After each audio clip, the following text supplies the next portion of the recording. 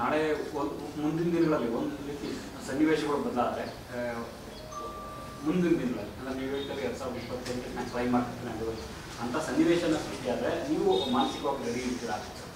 ಈಗ ಇಲ್ಲೆಲ್ಲ ಸನ್ನಿವೇಶ ಅಂದರೆ ಅದೇ ಹೇಳಿದ್ರಲ್ಲ, ಈಗ ನಮ್ಮ ಪಕ್ಷ ಇಡೀ ಪಕ್ಷ ಅದು ಗಟ್ಟಿಯಾಗಿ ನಿಂತರೆ ಅದು ಸನ್ನಿವೇಶ ಬರೋದಿಲ್ಲ.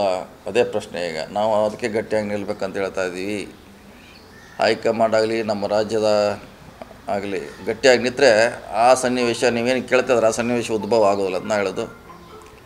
ಇವತ್ತು ಕರ್ನಾಟಕ, ನಾಳೆ ತೆಲಂಗಾಣ, ನಾಳೆ ಹಿಮಾಚಲ ಪ್ರದೇಶ ಈ ಥರ ಗವರ್ನರ್ ಪರ್ಮಿಷನ್ ಕೊಟ್ಟರೆ ಮತ್ತು ನಾವೆಲ್ಲ ಮುಖ್ಯಮಂತ್ರಿ ಖಾಲಿ ಆಗಬೇಕಾಗ್ತದೆ.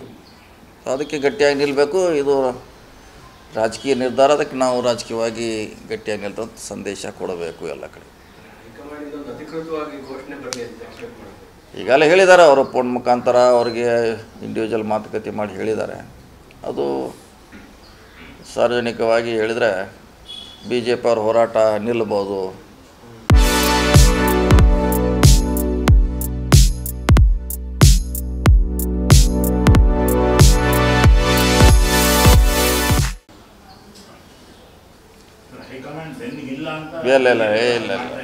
ಇಲ್ಲ ಹಂಗೆ ಆ ಥರ ಮತ್ತೆ ನೀವು ಹೋಗಬೇಡಿ. ನಂದು ಕ್ಲಿಯರ್ ಕಟ್ ಇದೆ, ಆ ಥರ ಇಲ್ಲ.